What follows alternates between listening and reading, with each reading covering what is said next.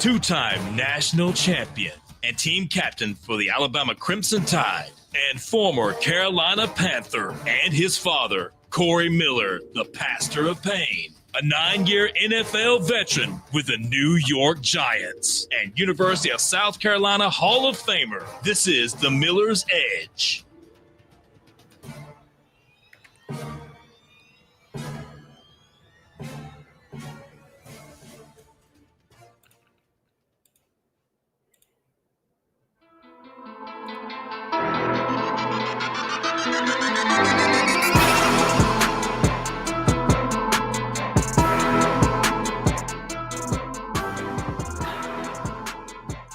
And welcome into this Monday edition of the Miller's Edge, Tide 100.9, 1230 WTBC. Hope everybody's doing great. Hope you guys had a great weekend, and hope you guys are ready to roll. I know, man, Chase, nice day outside, a little hot. I was outside for a minute this morning, man. I was just getting my exercise in, and I'm not going to lie to you, definitely still a little hot around here, but what do you expect? We are in that I don't know, the thick of July, right? And then August, it only gets only goes up from here. So I'm going to be praying for those guys over in Mount Moore, right? Guys that probably just finished up workouts early this morning. Talking about the football guys. Why is that? Well, training camp's about to kick off. Now, when we had Coach DeBoer on the show last Tuesday, I think he said it was exactly, 2 weeks from that day. So it's already Monday. So if I'm doing my math correctly, Chase, now I don't have specific numbers in front of me, but I would imagine we're about 8 days or so away from Alabama kicking off training camp. Kind of crazy to think about. I know we say that every time we hit a milestone, right? Kind of crazy that we're already at spring ball. Kind of crazy that we're already going into summer workouts. Kind of crazy that we just finished SEC Media Days. But really, I mean, would you say, Chase, it really just feels like yesterday? Well, I know we don't really want to go back to this game, but it feels like just like yesterday, we wrapped up our bowl game and, football was just there. But to me, it feels like it's flown by. Does it feel like that for you as well, Chase? Honestly, I was just thinking about that yesterday and how quickly this summer has gone. Like you just breaking down the whole Michigan game and how disappointing it was, and now we're talking about training camp. Look at that. I'm telling you, it's really weird how time flies like that. But I told you guys when we went into summer, I said, look, man, stay locked in because I promise we're going to get through this summer. I know we got dog days coming up, but we're going to keep you entertained. I feel like we did that. We've had a lot of good stuff happen on the show. My dad's been on a lot. I had Coach DeBoer last week, and look, we're already back in training camp. And you guys know what that means. I mean, Ricky's been doing a nice job bringing some football questions to us, and we're going to start that whole little segment now, right? Like, Christian's coaching corner, chalk talk with Christian. I think Mike had that, whatever. But we've been talking a lot of football. But, once football really kicks off, oh, guys, it's a wrap. It's a wrap. That's our bread and butter. We're really looking forward to really breaking it down. Like this year, Chase, I think the goal is, each week, not only talk about the opponents, not only, preview what to expect from us, our takes, our keys. We love talking about keys and giving analysis, but I really want to dive into like, specific things. Maybe if we even take like a few plays from each game, I was even thinking maybe we could do something like what we used to do in the film room here, which with Coach Saban called the good, bad, and ugly, right? It's either, a great day for you if you had a big highlight and they're going to put it on the screen and you get all the praise from everybody in the room, or it's going to be a pretty bad start to your week because we always did it on a Monday, right? And you guys have probably heard me talk about it, but it literally was when we used to come into the meeting room on a Monday, right? Because you play Saturday. Sunday was our day off. Well, we had workouts, but you didn't have to work out on Sunday. You had to work out twice a week during the season, and Sunday could be one of those days. Sorry. But anyway, so if you wanted to work out, you could, but we did have stretch and stride where we used to just stretch, run a little bit just to kind of loosen the body up. But anyway, Monday was the start of the week, started the, the prep and everything, but we always kicked it off with the good, bad, and ugly. Coach Saban walk in, he'd give us a little recap of his thoughts from the game Saturday. We dive into, special teams meeting. But first, we always had the good, bad, and ugly before we really, got into the thick of it. He would finish the speech and we'd, pull up the tape and you knew what was coming, right? If you had a bad play and you messed up and it was a big play in that game, you knew damn well, Chase, you're going to be on that big old projected screen in the team meeting room. And it wasn't a good feeling, man, because it wasn't just like, oh, man, we need to be better here. Hell no. Nah. Coach Saban was about to roast you, and he was going to get on you in front of everybody. So anyway, I'm thinking about bringing a little bit of a good, bad, and ugly here on the show. Obviously, we stream now, right? So you guys can, watch us on YouTube at The Miller's Edge on Facebook. We got an actual visual. So maybe we'll do that during the year. We'll have a good, bad, and ugly, right? We'll take a play or two from each game, or, for a good play, a bad play, and an ugly play. We'll break down why it was a good play, why it was a bad play, why it was an ugly play. I don't know. Just an idea, but I want you guys to let me know if that's something you guys think that would be interesting, right? Do something that we used to do with, Coach Saban and the team. Bring it here on the show. Let me know if you guys are interested in that. We'll definitely look forward to maybe setting something like that up. Anyway, that being said, if you can't tell, I'm excited. Football season's so close, man. About 8 days away from training camp. And I'll tell you this, guys, I'll be out there for you. I'll have some eyes out there. And we're really looking forward to diving into that. So be ready for that. That being said, per usual, 205-342-9904 is the number to the program. If you guys want to get in on the conversation, I didn't even lay the table for you guys for today. Well, really, not too much really to, I guess, jump into. I know Dwight tagged us in the video. I believe it was David Pollock talking about Alabama, talking about Ty Simpson. Maybe we'll hear from a Georgia Bulldog and see what he thinks about this football team. We will discuss the predicted, I guess, what do you call it? Like the predicted finish for the SEC, right? Media day wrapped up, and everybody in the media, they gave their thoughts. We'll talk about it, because I don't think we got into it last week, where Alabama's predicted to finish. We'll see if we agree with it, where you guys think Alabama will finish. We'll talk about that. Plus, we always will find some other stuff to read and react to and talk to you guys. Hopefully, 205-342-9904 is the number. Plus, you can always come and hang out in the stream on YouTube. Get into the chat. It's interactive. You guys can, discuss amongst each other. Drop questions for me here, and we'll discuss it here live on air. Plus, our friends over at the Good Feet store. You need to take a visit over there. Right there in Midtown Village off of McFarland Boulevard here in Tuscaloosa. You can't miss it. They will take great care of you, just like they take great care of me. Again, they've got those premium arch sports designed to eliminate and alleviate all types of pain in just 4 short weeks. Don't miss out on this. I promise these things are game changers. As simple as throwing them in your shoes, boots, whatever it is that you wear on your feet. Could even be Birkenstocks like I have on right now. And they will get to work in taking all that pain away. So make sure you check them out. Goodfeet.com is the website. You can find out more information, or you can always type in your zip code. They are nationwide. Find the nearest location to you. Again, that is the Good Feet store. Improving the quality of people's lives 2 feet at a time. Quick time out. We'll be right back.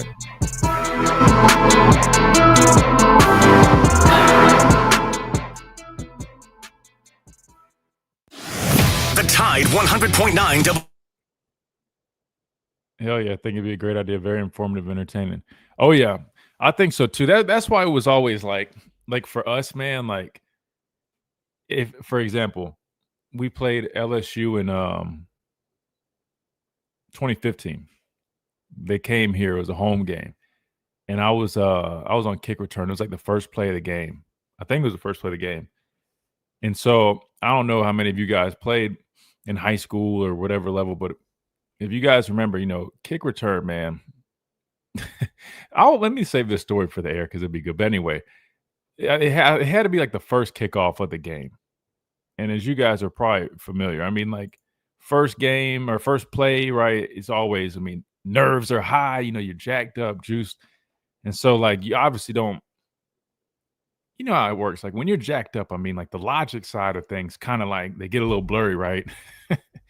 So I just remember this pre-snap. I just kind of was like, all right. So I got this dude, simple as this, bet. Obviously, people run twists and stuff. At least I don't even know if we did that in high school, but in college, like in the NFL, special teams, they get cute, they get fancy. You got twists, you've got delays, you've got all type of stuff. But anyway, I just remember I'm like locked in on my dude. I'm like, bet. I got the 4. I got the R4. Simple as that. I got to wear it's R4. If they twist, cross, whatever, I take the 4. Man, oh God. They did like this like last minute twist. And of course I like overthought it. Anyway, but I'll say the rest of it for when we come back. But just know I definitely screwed up, blew the whole play up, and got my ass blown up at the same time. Knew I was going to be front and center in that good, bad, and ugly meeting. And sure enough, I was. Not fun just watching me just rewind the clip, get my ass blown up, blown into the returner. I'm just like, damn. Yeah, that was never a fun feeling. But anyway, I think it'd be cool if we I guess my dog is excited. He wants to see me do the good, bad, and ugly too.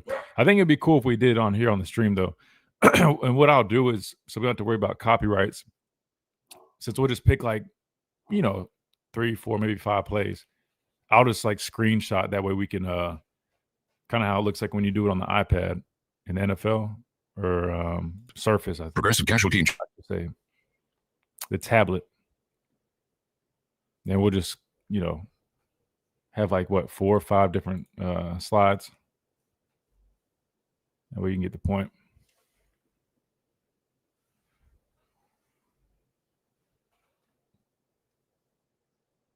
Who we got in here? We got Justin, Mike, Dwight. Who else is here? If you guys haven't, man, drop a like, subscribe, all that good stuff. And always definitely helps out the stream. You guys know the drill, man. Appreciate you guys. You pull up what Dwight had too. Have that ready. Excuse me, guys. Will also receive free roadside assistance, free towing, and car rental options at no additional cost. Call us for your free quick quote today. 800-923-6829. That's 800-923-6829. What do you have to lose? Call 800-923-6829. Again, 800-923-6829. This is Miller's Edge on Tide 100.9.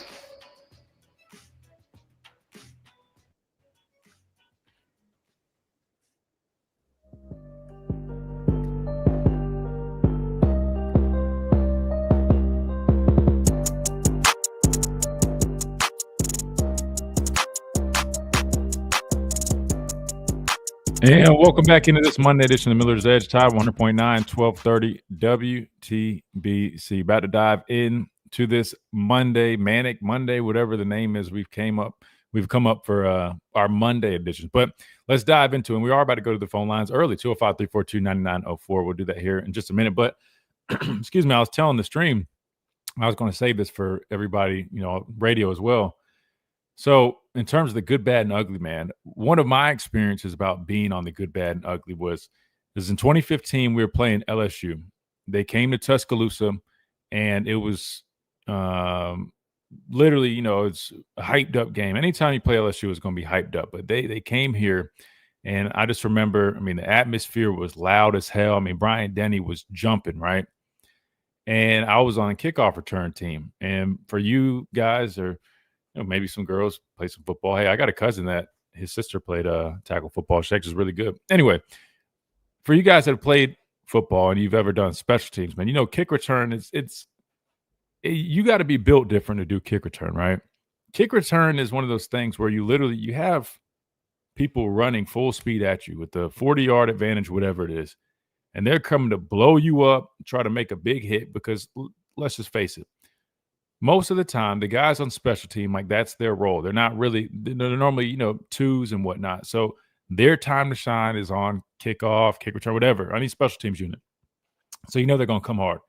Not to mention in these big games, man, you always knew special team was going to be even tougher. Just like the game is going to be tougher regardless when you play better competition. But when you play LSU, their special teams unit is going to consist of a bunch of young 5-star talented dudes, right? That might not be full-time starters yet. Well, anyway, so it's one of those games, man. It's hyped up, crowds jumping.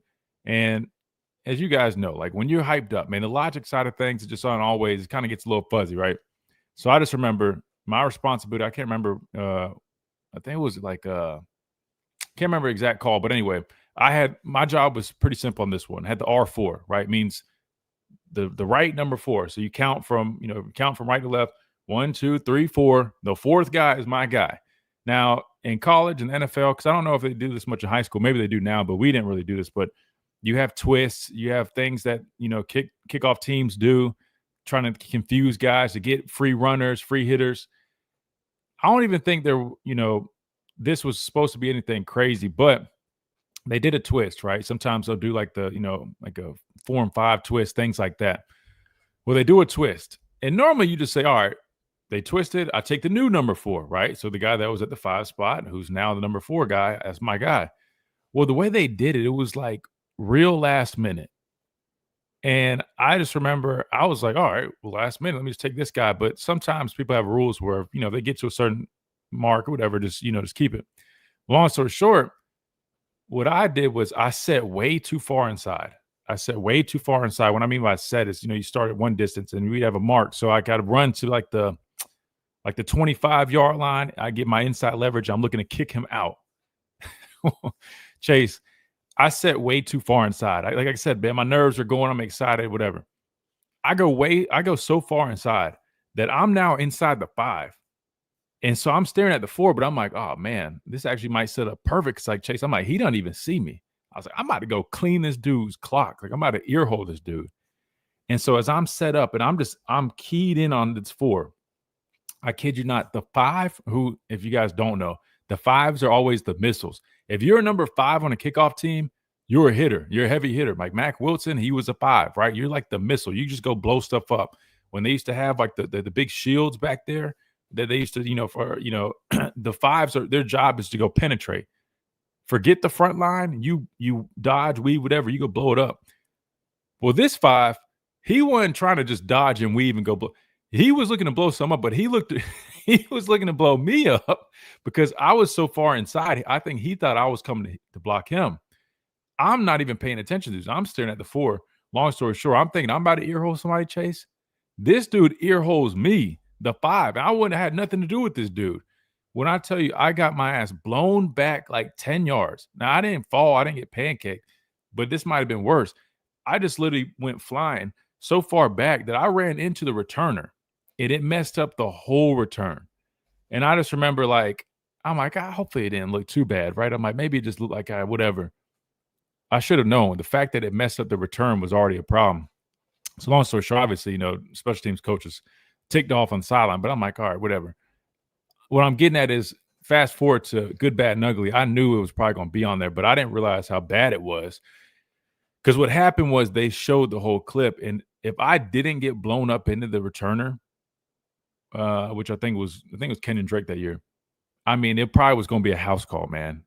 Like we had everything else set up perfect. All I had to do was just literally just kick my dude, just easy. It wasn't even like anything crazy. It's just the fact that I sat way too far inside and got hit into him. I kid you not.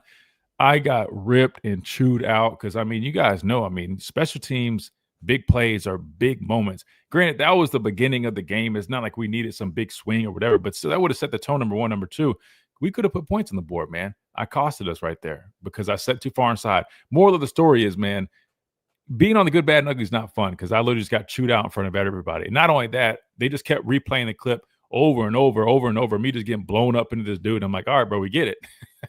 I got blew up into him, man. It happens, but yeah, not fun, man. So anyway, that's what you can expect from the Good, Bad, and Ugly. We'll probably take some clips like that. Some people maybe getting blown up. That will probably be a part of the ugly side, but anyway, we'll definitely do that since it looks like you guys definitely want that.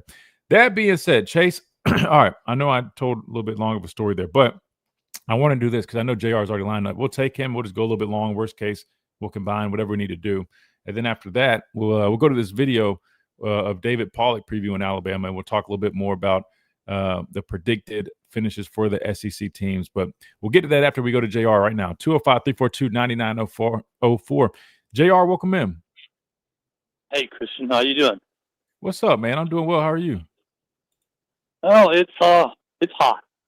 Yeah, it is. Speaking of the heat, how in the world do these players handle it out there, especially once they start wearing pads and all the gear? Mm-hmm. How in the world do they do it? Man, I'll tell you this. I think to myself all the time, I don't know how I handled it back then because I just remember that build yourself up to it. Well, you do have to build yourself up, but I mean, I'm an active person. I'm outside a lot, and I'm just like, how in the hell did I put on shoulder pads, pants, a helmet, and spent 2 hours exerting myself, physically fighting a 300-pound guy in front of me over and over, and also running and chasing wide receivers that were faster than me? Because, I mean, outside linebacker had to do all of that, and I'm just like, goodness. But I'll tell you this, cool little insight. We have a lot of things that we do to help keep body temperatures down because let's just be honest, all jokes aside, I mean, you really do have to be very careful in this heat because, I mean, it's a real thing. Yes. But with Jeff Allen, man, they do a really good job. So here's some cool insight. So in training camp, what we started doing was we had like a halftime period, and then we used to bring in like these big like box containers, right? Or something like that. I don't know what exactly it was. It looked like a big box container. And they turned it into like a big, like a big freezer for us. So we would literally take a halftime break and we all would be forced to go sit in this big box container that was like converted into like a freezer. That way we could cool our body temps down. Yeah, no, I kid you not, man. Alabama's very innovative, man. Miss Amy would pass out popsicles, which sounds silly. Like, I know you're like, bro, Alabama football players sucking on popsicles in a freezer in a box container. Yes, you have to do that stuff to stay healthy and to be able to perform. And also, they started implementing and getting these things like Jeremy and Jeff always were trying to get like new technology. Next thing I know, they had these like Star Wars looking backpacks that were like spraying water. They'd have like people walking around. So we're in drills and we're just getting sprayed down with water. They have cold towels. So we used to walk around with cold towels. And if you ever felt like you were getting overheated or like exhausted and like, you needed a second, well, not a second, you couldn't just come out from a play. But if you're on the sideline, you could like request a cold towel. And, one of the athletic trainers would come in and they would like ring it over your head and they put it on your neck.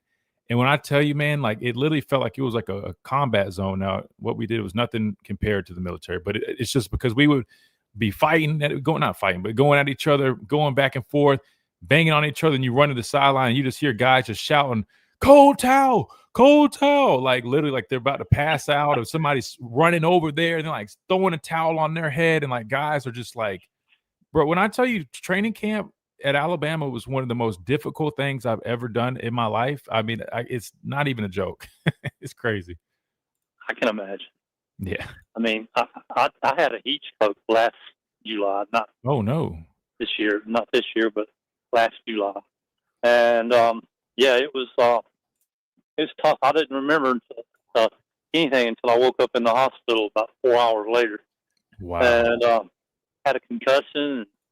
Because when I fell, I was actually working, and I cleaned up some brush and stuff, and I was tossing it around, getting it piled up, and I was in the back of a flatbed truck, had rails on it, and so I was tossing it out, and then the next thing I know, I was in the hospital. So I had a head concussion. Wow. Yeah, the heat gets to you fast.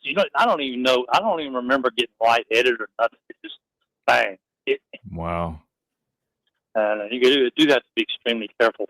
That's why I was kind of saying, how they handle it. But you do have to kind of like acclimate yourself to the heat. You do. And like I said, manage it real well so that, you don't have situations occur like heat stroke and stuff. Yeah, no, I mean, but what's crazy is even with all those measures that we take, I still don't understand how, it's like you said, I think acclimation is the biggest key there because I mean, like really 2.5 hours of doing that with all that like all the pads and stuff and exerting yourself like that. I mean, like, I don't know, I guess I tip my hat and I think it makes you really appreciate the athletic training staff because they take all that stuff so serious and they're trained to know for any signs or things like that. But yeah, man. And I hate to say it, but it looks like it's going to be one of those summers. So, I mean, the good news is I think Coach DeBoer and his staff, they've gotten acclimated now themselves. Because, 1 year we had a coach go in a full body cramp in a meeting. I'm not even making that up. We got in from practice. We were meeting and the coach just bust out in a full body cramp. Like the players like laughing. I bet you had a hard time not laughing at him.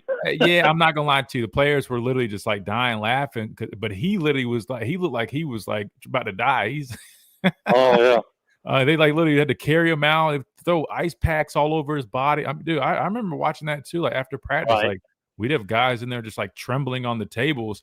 They're just putting ice bags over their whole bodies because their bodies cramp. Man, you're bringing back all these memories and not the best memories of training camp. Now I'm like, yeah, I don't want to think about that. That was rough. Well, we got to start a game on August 30th. We do. And one thing, practicing and being able to go over there and do all the cooling down like you need to. But when you're in a game time situation, you're going to be out there for a little while. You don't have the luxury of all the relief plans that they have for the players when they're practicing and stuff. So, Mhm. how's that going to deal with on this early? I mean, August 30th is not the earliest that we've started before, I don't think. But and there's probably the game is going to start before we do. But we got to play in where, Tallahassee? Is that where we got to start out? Yeah, yeah, we go to Tallahassee, so I imagine it'll be definitely a hot, game environment. I don't know, did they release a time for it yet? Chase, do you know if the time is out? Is it a afternoon game, night Hopefully, game? it's a night game. Yeah, I was about to say I'm not too sure. I'll look it up real quick, but I'll just Seems say like this. it would make it a requirement. Yeah, I well, mean, you would think. I want to say it's 2:30. I think it's actually afternoon game if I'm not mistaken. But yeah, from what I'm seeing, it should be at 2:30 Central Time. But I'll say this. So I mean, there are still things that we'll do. I mean, you still look, you can bring all the cold towels. You can, normally nowadays we have like benches that are have like AC in them. So we'll have like AC ventilated benches. They'll have like a mist sprayer on the sideline. So they do a number of things, yeah, I've but seen those. yeah, but the biggest thing is look, cramping, right? We all know cramping is probably the biggest concern in those environments. And the last thing you want is your best players not being able to be on the field, let alone perform at their highest ability because they're worried about that. So pickle juice, that's really big. They always have pickle juice. We actually have these packets and it's called Right Stuff. And I'm sure you guys probably have never heard of that because I don't think I've ever even seen it just in a regular store. No, But I haven't. yeah, no, I don't think maybe they do sell them. I don't know, but they're like little packets about, I don't know, like 4 inches big. But you tear it open, and when I tell you, it's just straight salt, and it like burns your throat and stomach when you drink it because it's just so strong. But what it does, it's like rapid rehydration. So if you ever feel a cramp coming on, you immediately just tell them, "I need to write stuff. I need to write stuff." And they'll give you one, and it kind of knocks the cramp out pretty quick, man. I will say. So there's a number of things it can do, but you bring a good point. Conditioning is going to be really important. Game one, JR, is always a battle because you've been going through training camp. You're already worn down from that. But, the tempo of a game, man, like even though, the Yeah. tempo of training camp practices feels a lot more, there's just something about when you're in that live game atmosphere. It's just like everything is up a notch. I mean, that's the best way I can put it. And sometimes game one is probably the toughest because you're coming off a training camp and it's the first one Yeah. back. So, yeah. Early on, I doubt there'll be a whole lot of hurry up offense. Well, you'd be surprised. I'm not gonna lie to you. So a lot of offenses, I mean, they try to attack defenses like that, even though it ends up hindering them because their offensive line's struggling themselves. But they know defenses, man, are probably gonna be quick to tire out. So yeah, no, some teams definitely do try to aim towards that, but yeah, they end up hurting themselves in the process because they're not much better conditioned than other teams. So Right. Well, I do feel confident that Alabama is probably a step above most teams as far as having the preparations and the equipment to accommodate for the needs for overheating and such.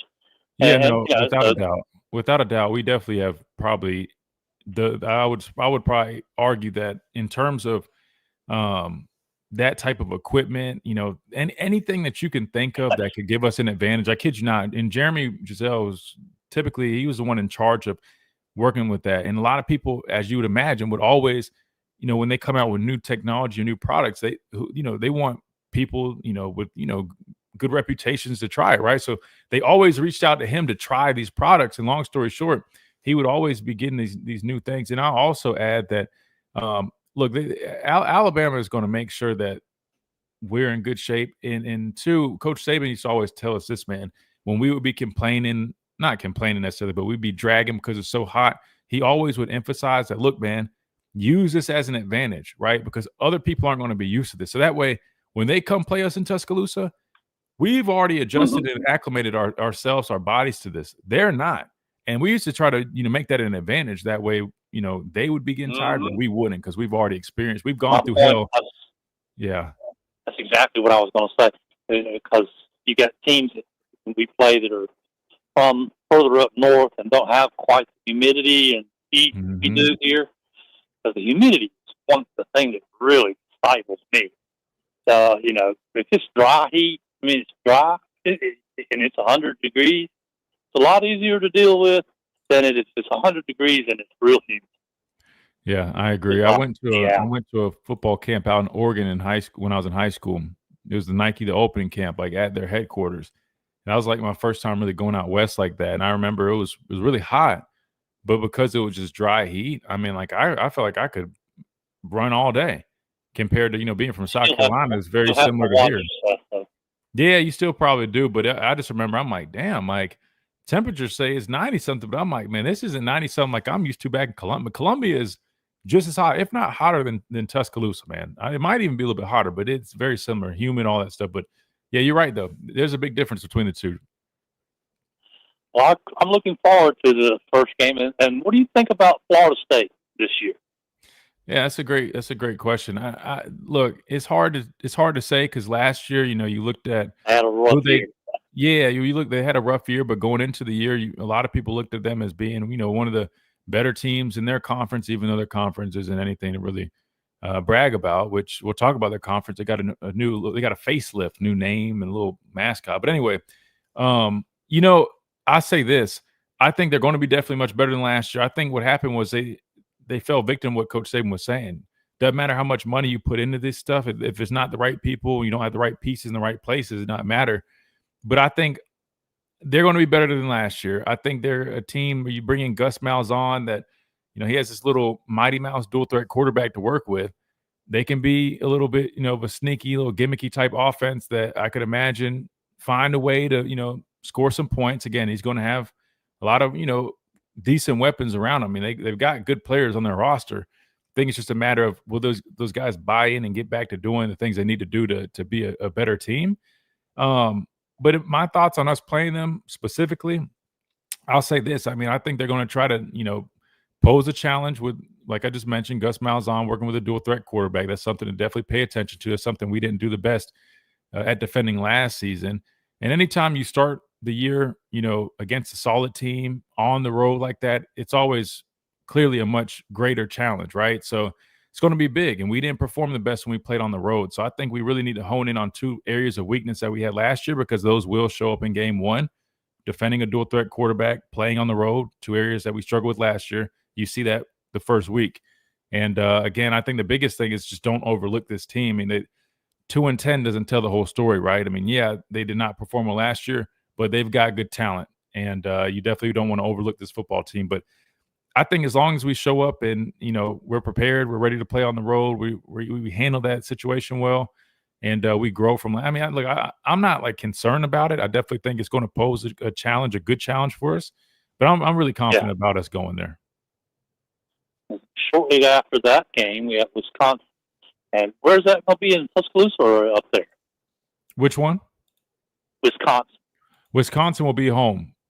Yep, so we'll play we'll play them at home. So you play Florida State, then the next two games, I believe, are at home. So it'll be nice. That's why I'm saying, I mean, you open up the game on the road against a Florida State team, and that's kind of a sleeper team, I feel like. And I think that's a good way to set the tone for the year. You just got to get through that one. And I think the way it's set up, we'll get some good momentum going into, when you start getting into the thick of it. But you do play Georgia on the road, so obviously a lot of people are going to be circling that one because Georgia's that's a revenge game for them. So we'll have to be ready for that.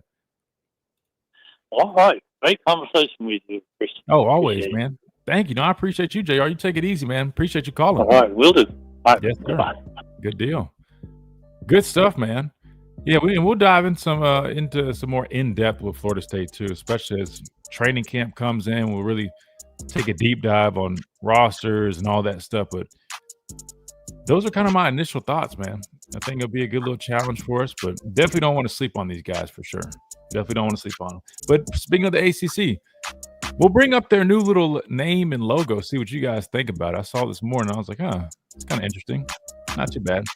We'll do that when we come back right here on the Miller's Edge, Tide 100.9, 1230 WTBC, presented by the Good Feet Store, America's Art Sport Experts. We'll be right back.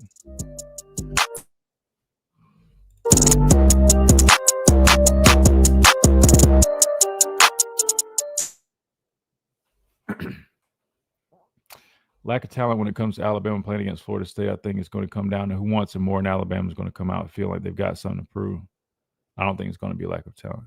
Yeah, no, I mean, Florida State's still a really good team in terms of, personnel, what they have. I mean, honestly, I mean, I think it definitely will be much better than last year. I'm not saying, I mean, they'll be back to where they were a couple of years ago necessarily, but I think they'll definitely be better. And I think it's a team you definitely want to pay close attention to because, I mean, really for the things I just mentioned, I mean, you look at Gus Malzahn coming in at OC, dual threat type player that you already know Gus Malzahn has experience working with dual threat guys. He does a good job with them. You know, he's a very gimmicky guy. I mean, let's just start with the defensive perspective, man. I mean, as a defender, these types of matchups are always going to be a challenge because, you know, not only do you have to play very disciplined football, but you have to you're talking about a quarterback that they can put in different situations and throw different things at you. So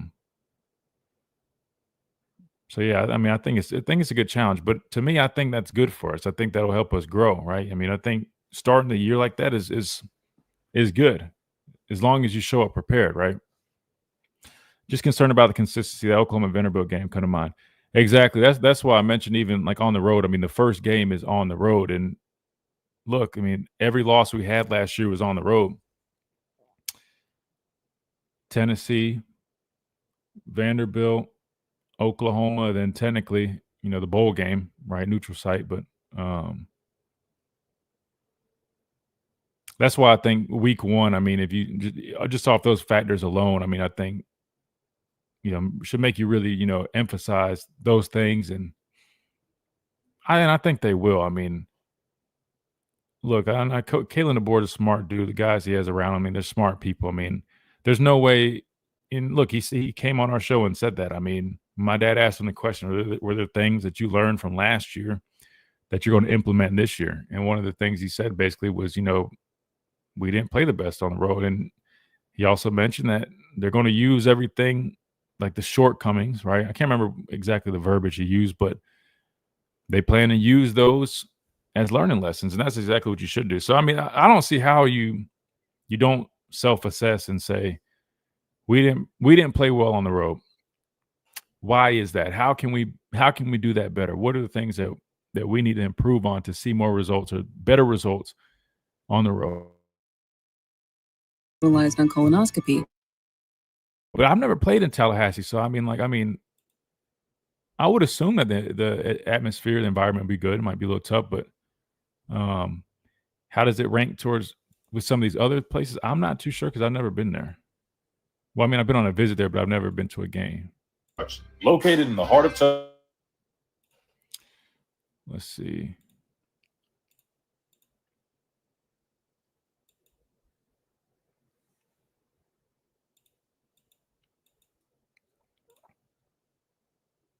track record of over 30 plus years of experience, no one is better fit for the job. For an evaluation, contact Brian Harding Construction today at 205-752-9611. Again, that's Brian Harding Construction at 205-752-9611. This is Miller's Edge on Tide 100.9.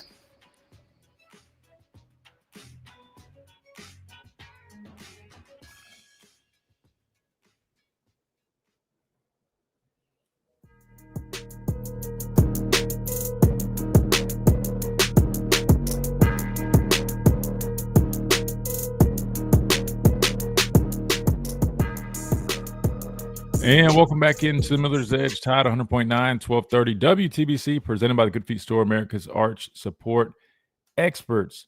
Just got done talking with JR. He brought up the heat, man.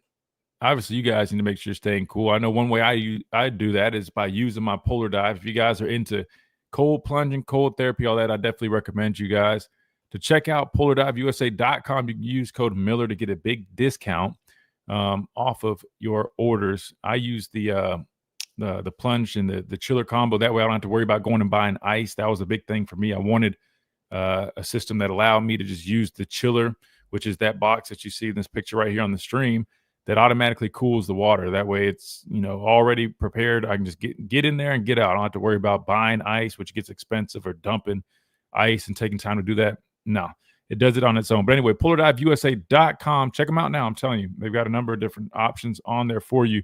And use that code Miller, MILLER, to get you a discount when you do purchase something from the website. All right. That being said, let's do this. I know we got Tommy on the lines, but I want to get to this video because it's like 6 minutes. So Tommy, if you don't mind, if you just hold on 1 second, we're going to play this video because I want to see what David Pollock had to say regarding Alabama. Familiar face, right? Used to do a lot of work with ESPN Game Day, all that stuff, but I think he's just doing his podcast now, if I'm not mistaken. But anyway, Dwight shared this video with us. And again, you guys can always do that. You can share videos, clips, articles, whatever it may be with us. Just follow us on X at The Miller's Edge, and then just tag us in whatever. Send us a link, and we'll pull it up, and we'll watch and react to it just like we're about to do right now. So let's see how David Pollock, a Georgia Bulldog, views this Alabama football in 2025. The Tide, Alabama, coming off the 9-3 regular season in Kalen DeBoer's first season replacing Nick Saban.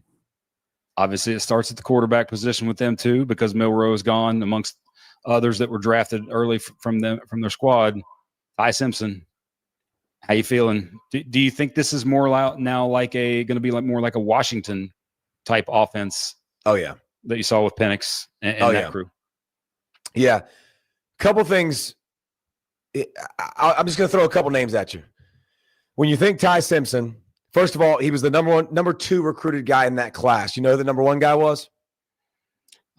Was that Arch? Cade Klubnik.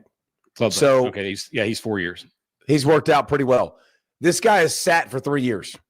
Like here's why I'm not worried about Ty Simpson, man. This reminds me of Carson Beck. This reminds me of, even more closely, Alabama fans, listen up. Matt Jones. Matt Jones sat. Mac Jones sat. He watched. He had elite skill around him. He came in. He knew the answers to the test already. Knew how to check the football down. Knew how to get rid of his hands. Knew the system. Now Grubb coming over. The system's going to be very similar. I think this system's going to look totally different. I think Alabama's offense is going to get way more explosive.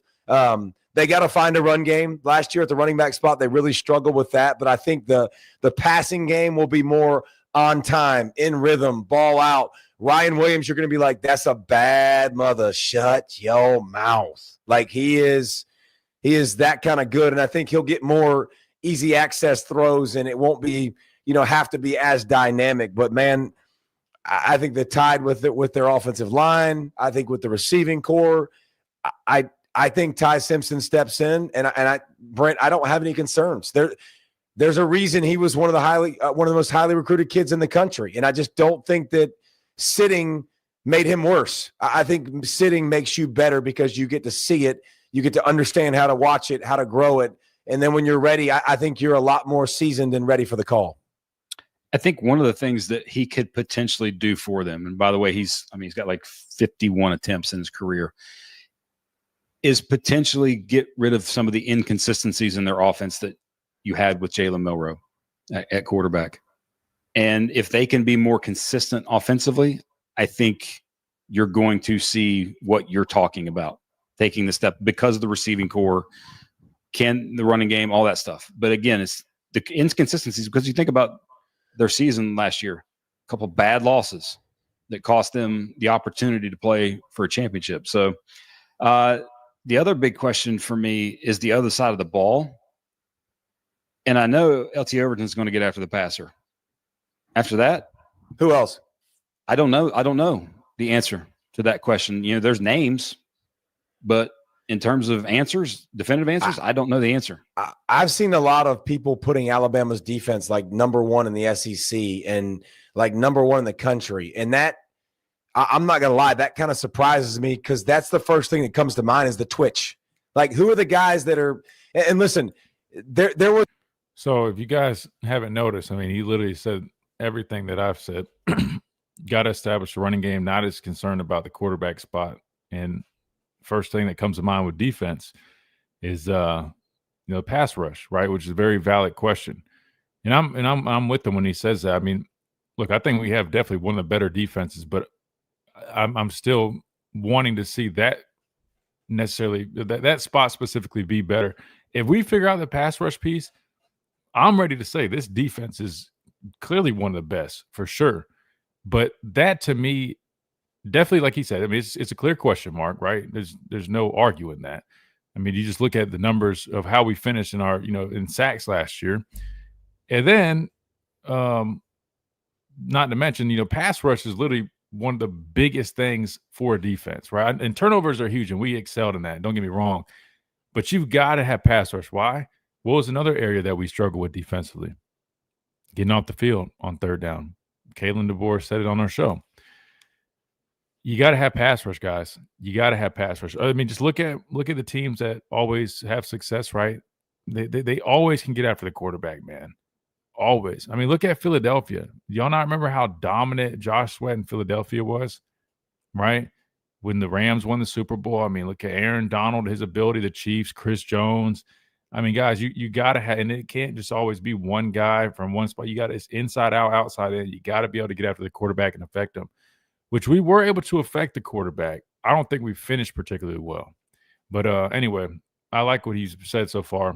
I agree with him. I mean, it lines up with pretty much everything we've said. And I do like what he said about Ty, too, because I agree. I mean, you're talking to somebody that had to sit and wait his turn. I fully agree. As long as you handle it correctly and you have the right mentality and, behind the scenes, you're putting in the work. You're not, sitting there moaning and groaning and complaining every day about why you're not playing. You should be playing, because there's some guys that take that approach, and you see where those guys ended up versus the guys that took the approach like I did. Mac Jones, B-Rob, Brian Robinson, they handled it correctly. They just kept working, kept their head down. And then when they did finally get that opportunity, they let all that behind the scenes work be put on display. And I think that's what you should see out of Ty, just like he mentioned. But he's right, though. Sitting is not a bad thing. As long as you have the right mentality and you handle it correctly, it actually can be a really good thing for your personal development.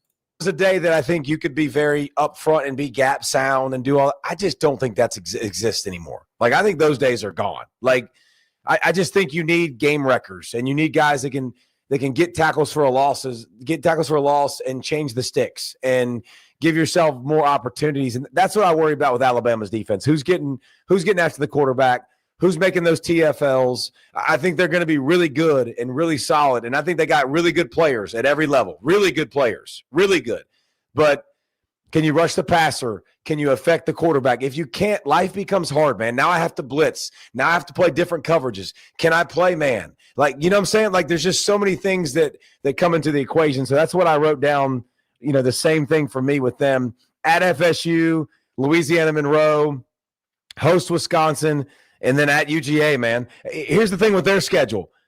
At UGA, at Auburn, at South Carolina. At Missouri. LSU, huh? At Missouri, too. Yeah, at Missouri. Okay. You're higher on that one than I am. I'm talking about, like, I think that's 3 of their hardest games that are all on the road. Like, LSU's at home, which is great. But I just think that if I'm looking at that, like, they're going to lose at least one of those games. And here's the thing that I really want to see. 4 losses, by the way. Last time Alabama team had 4 losses was when Saban's first year at Alabama. Yeah. Like, so it's been a hot minute. Like, how do they handle that and come back this year? And are they a little bit pissed off? And do they play with a little bit more of an edge? Like last year, a lot of people went to the portal. It was a tough spot to be in. This will tell us a lot about Kalen DeBoer in his second year. Very much so. And to give some sort of context to the pass rush stuff we were talking about last year, by the way, they were one of the least teams in the SEC in terms of getting after the quarterback and pressures and sacks and things like that. Jahad Campbell and Q Robinson, those were second, 2 and 3 for them in terms of pressures and sacks. They're in the league now. Like after that, it's Keenan on the inside, number 4. Who's a good player, a really good player, great player, not a pass rusher. So like at least not consistently. So yeah, that's just sort of giving to me. Key player for them is Rusal, or however you say his name. I'm sure I'm butchering it, but number 4. I do know that when I watch tape. Numero 4. All right, so over under 2.5 losses in SEC play, or sort of you get this prediction type thing. I think I'm going to go under. I think there's going to be a log jam at 6-2 in terms of conference play. and you're just going to, because last year, I know at one point in the season, we were talking about if this team beat this team, we were going to have like 5, 6-2 teams, like the A&M maybe at the end of the season of all those scenarios. I think you're going to see that this season where you just got a ton of 6-2 teams in the league. And I think Alabama's 6-2, which to me puts them at 10-2 in the regular season. I think they win their non-conference games. So there you go. I thought that was a good video. Shout out to Dwight. He sent us that on X. Again, you guys can always send us content like that. And we'll watch it, we'll react to it, we'll talk about it. So shout out to Dwight for that. But as you guys notice, man, I keep telling you guys, man, people with that kind of football ball knowledge, right? David Pollock played the game, he understands, right? We're all going to see things, right? And I'm not saying that like, oh, he's saying what I said. No, it's more so just you guys will start to notice the trend, man. Right? There's a reason people that have that kind of, perspective, you see it like that. And he obviously he's another pass rusher, so he's definitely going to be keeping an eye on that, just like I do. And I thought they all made valid points, but we'll take this top hour break, then we'll respond to that. See what you guys had to say about that. Now, again, they did a little over under at the end, 2.5 losses. Now, I can't remember if he said it specifically in conference play or in general, but either one, man, we'll see what you guys think on that. I'll give you my answer as well on the other side of this top hour break, right here on the Miller's Edge, Tide 100.9, 1230, WTBC, presented by the Good Feet Store, America's Art Sport Experts. Quick timeout. We'll be right back.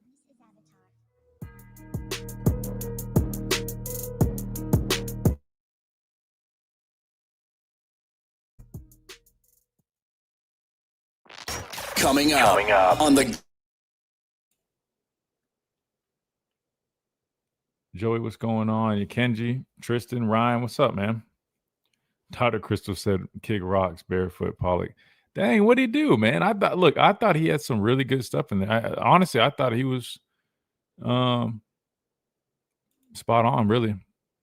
I mean, he had a lot of high praise for Ty. Now, I'd say this to everybody. Like, I think the comparison comes in from waiting their turn and then expected them to have a very sound year, given that, they waited that time. They're a good player. And Mac, I think he's like a 3-star coming in. But anyway, Ty was rated highly coming out of high school. But I will say, Ellis, what's up, man? Not a fan of him, period. Dude's a hater. He has definitely been a big-time hater in the past. But that's why I was kind of shocked that he gave us so much praise.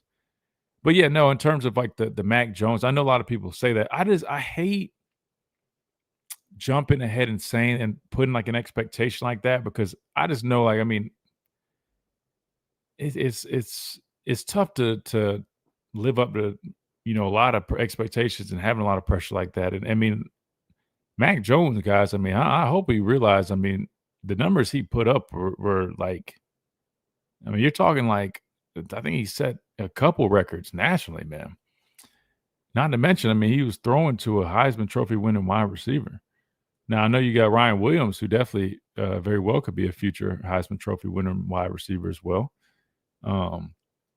which I think that's going to make all the world's difference for Ty, which people don't want to hear this, but I'm just going to be completely honest with you, man. I think this receiver core this year that Ty has to work with is literally, I mean, levels ahead of what it was last year with what Jalen had. But I already know what's going to happen, and there shouldn't even just be this comparison. There's still going to be that, but immediately people are, when they see that we're probably throwing the ball a lot better, there is going to be a portion that is attributed to Ty's skill set is a better fit for that. Sure, there's no denying that, but I think a lot of it too you're going to have to really consider is, I mean, this receiver room this year, man, is I mean, it's not even close. I mean, you guys heard how Kalen was talking when he was on the show. I mean, he was raving about the receiver room this year, and I even asked that. He even talked about. I mean, he said they're just different this year. So it looks like everything's aligning for Ty to definitely have a good year. I hate when people say, "Oh, Mac Jones type year," just because I'm like, man, like that's a lot of pressure put on somebody. I mean, I can pull it up real quick, but I'm pretty sure Mac said like the record was like highest completion percentage, and he threw for let me see.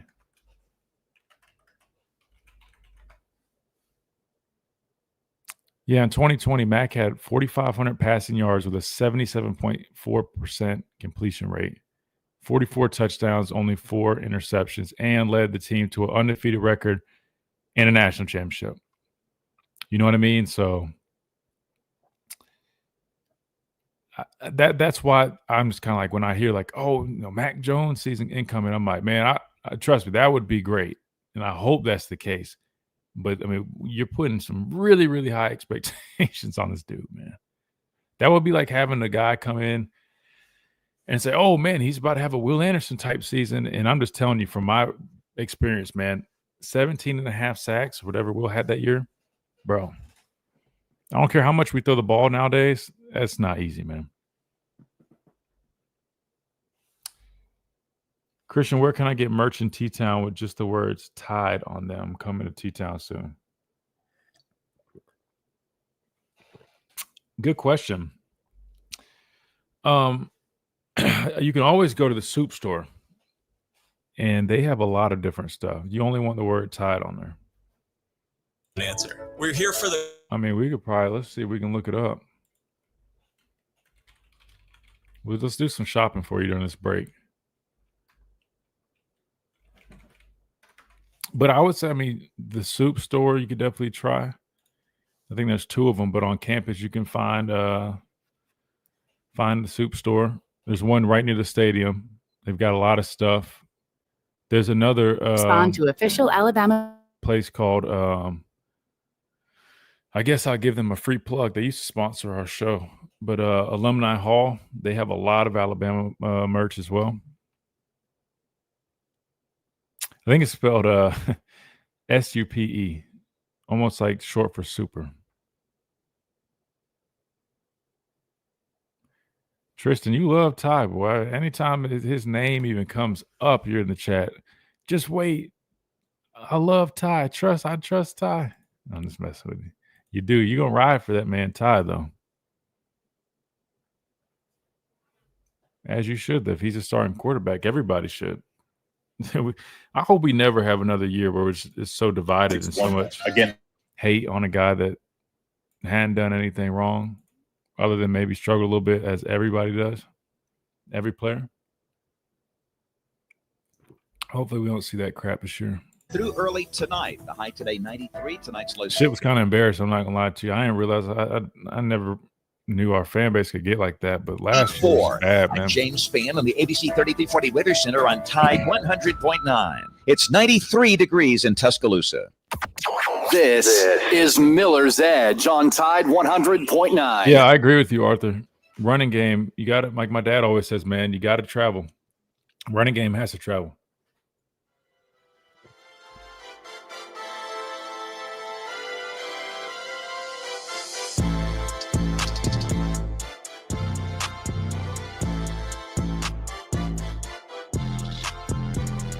And welcome back into this Monday edition of the Miller's Edge, Tide 100.9, 1230. WTBC, hope everybody is doing well. Already an hour into the show. We got an hour left, but doesn't mean we're slowing down. We're just getting started. We've talked to JR on the phone lines. We're about to talk with Tommy. We did hear from David Pollock, who, like Dr. Crystal would say, is a big hater. But he had a lot of praise for Alabama. And look, his co-host, I'm not too sure what his name is. I apologize. I'm not familiar with him. But they asked the question at the end. They said over under on Alabama's losses. Now, again, I wasn't too sure if it was total or just the conference, which I think, we assume that Florida State, Wisconsin, okay, whatever. But anyway, he said under on the 2.5. I'm going to agree. I'm going to go with the under too. My record prediction, I hate doing that, but we'll save that. But I'm definitely I'm going to say under. And I feel pretty confident about that, let alone you look at last season. I feel like this team, a lot of returns on defense. You do lose some, big players in production like, Jahad Campbell, right? But I'll say this. If you just look how last season went, and if you could just do, some of the little details better going into this year with the expectations that a lot of other things, from a personnel standpoint should be better. You only lost 3 games last year with a lot of those, mistakes and issues that we saw for year one transition year, right? Which is expected, growing pains, as some would call them. I don't see how you see them doing any worse than that. I mean, honestly, now granted, like Pollock or this guy mentioned, you do have to go on the road and face Georgia, Auburn, and South Carolina. And I know a lot of people look at Georgia, South Carolina, with a lot of respect, right, about those games. Auburn, some people kind of laugh because it's Auburn, right? They've been struggling and offseason hadn't been, phenomenal for them. But I always urge you guys to remember, man, whether Auburn is 1-9 that week or going in that game or 6-4, whatever the case may be, you always got to be prepared because it's always some BS that goes on there. And I am curious to see, Kalen's, first experience playing at Auburn because you guys already know they're going to try to make it hell. And it's going to be that type of game, but should be a good one, man. Definitely should be a good one. 205-342-9904 is the number. Let's go back to the phone lines. We got Tommy up next. Tommy, welcome in. Hey, Tristan, how are you today?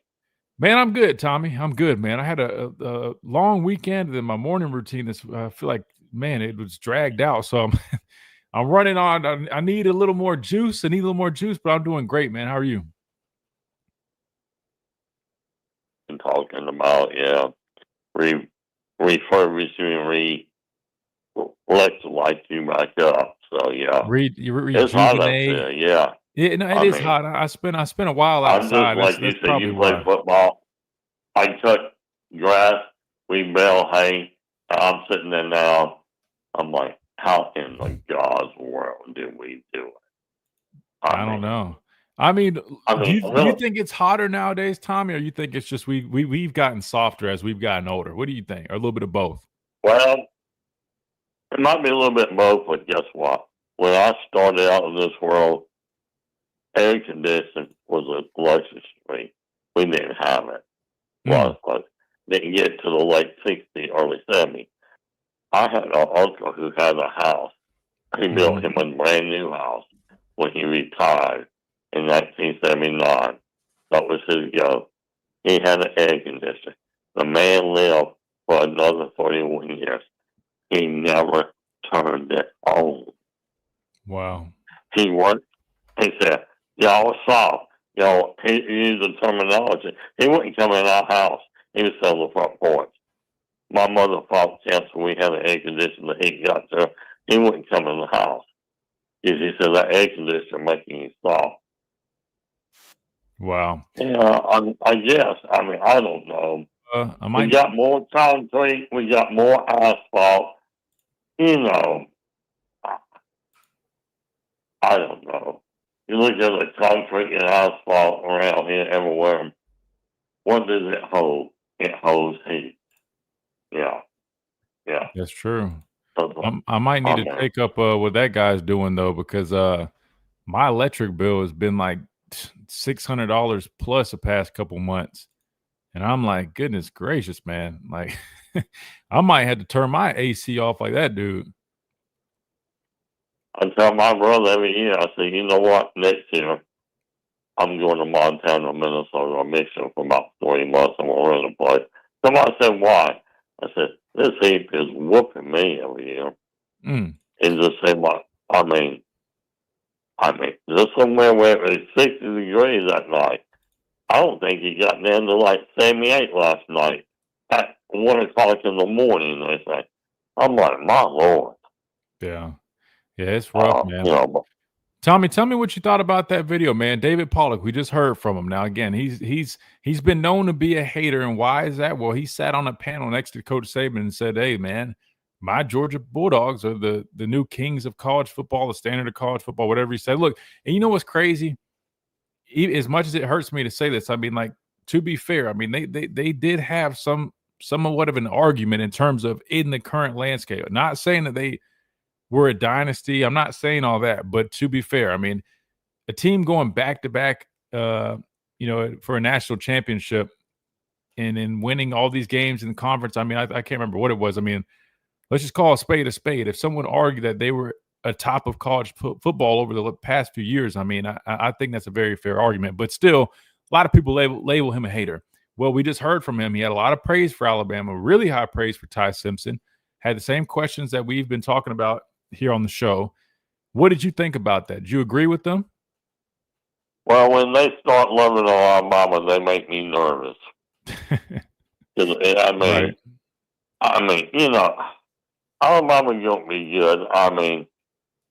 Yeah, Georgia deserve their place in the sun. He said, well, Georgia replaced Alabama. They might have, but I would tell him to his face, hey, turn me 1-6.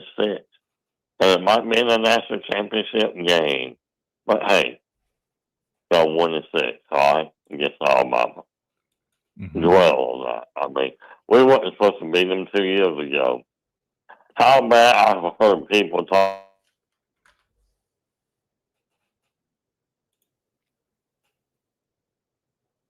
Did we lose him, Chase? Chase, is Tommy still with us?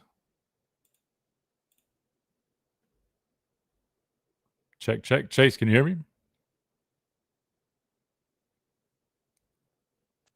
Maybe the studio. I can hear y'all, but Christian, can you hear me? Okay, yeah, I got you guys now. Sorry. The connection must have cut out. I was like, maybe the studio's connection went bad. Sorry, go ahead, Tommy. For a moment, I thought I was on the clock with a string on it. Like, can you hear me now? Can you hear me now? No, you're good. It was weird. It cut out, and I couldn't hear either one of you guys. But anyway, go ahead. I'm sorry. Well, people want to doubt Jalen Milroe, but he got an SEC win, and we weren't supposed to beat Georgia in 23. And all this. I think Nick Saban, they wanted his best coaching job. He didn't have the staff he has in the past because Kirby, Lane Kiffin, and Sark had poached off his coaching staff. So that tells you something. He's the king of the pen for one day of the hill, and the next day you're in the pig pen. Everything goes in a circle. Everything comes around. But I think Alabama still is a legit record. Yeah. They might, like, not fuss at everybody. I'll say this. That Florida State game is the first game. You'll see how both teams is really in position for the heat. It's not going to be two down at Tallahassee or like, it's not going to be two here in Tuscaloosa. So, yeah. I'm going to let you go. My sinuses are acting up. I'm getting nosebleed. Oh, no, you're good, man. No, you're good, man. Well, take care of yourself, brother. Get hydrate a little bit and see if that help you, man. Maybe get a little rest and get back on your feet. No, we appreciate you, Tommy.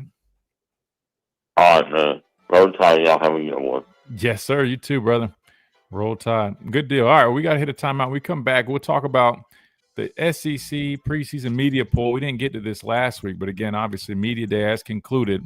And there you have it. I got it shared on the screen. They've got Alabama predicted to finish third in the conference. We'll discuss more of that on the other side of this break. Right here on the Miller's Edge, Tide 100.9, 1230. WTBC, presented by the Good Feet Store, America's Arch Support Experts. We'll be right back.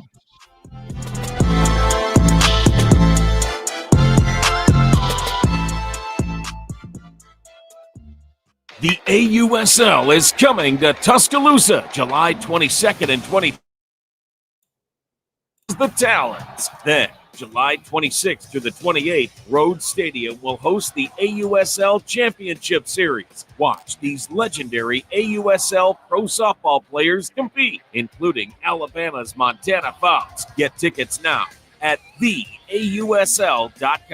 AUSL. This is legendary. From our home base in Birmingham, Alabama, we are here treating patients from every generation across the United States and from around the world. We're here for the rookies and the dreamers, trying to make a name for themselves. We are here for the achievers, who are resilient and won't take no for an answer. We're here for the coaches, athletic trainers, and mentors who are shaping the next generation of legends. We are here for you, aggressively pursuing victory over injury. Learn more at andrewsportsmedicine.com. The all-new Chow's Country Buffet is open now on 1100 Skyland Boulevard, Tuscaloosa. Southern classics with an Asian twist. All-you-can-eat fried chicken, fried catfish, seafood boil, roast beef, brisket, orange chicken, and over 150 additional items. Chow's Country Buffet will be open for lunch and dinner at 1100 Skyland Boulevard, Tuscaloosa. Or check out the website, chowscountrybuffet.com. Call 205-810-8888. The all-new Chow's Country Buffet, Skyland Boulevard. Join us for a meal to remember. Are you receiving unemployment? Your benefits could be at risk. Here's how you can protect yourself and your benefits. Never respond to mail notifying you of a false claim in your name. Never answer a text message asking you to verify your account. And only respond to official Alabama Department of Labor's social media pages. Report fraud. All right, sorry, guys. I had to get a quick snack in me, man. Respect is earned, not given. Real quick, if you guys haven't, man, like the video. I got like 25 people in here, man. See if we can get 25 likes. It just helps us out with the algorithm. Puts the video out more. Respect is earned and not given. All these people I've seen from KD. He's 9-4, terrible losses. Vanning OU. He has to prove them wrong on the field. Until then, it will be Texas and UGA. Yeah, I mean, I don't know. I mean, personally, I would probably go Texas, Bama, then Georgia. I'd probably just flip those two. I'd probably flip 2 and 3. Carolina 5th. Yeah, Oklahoma 6th.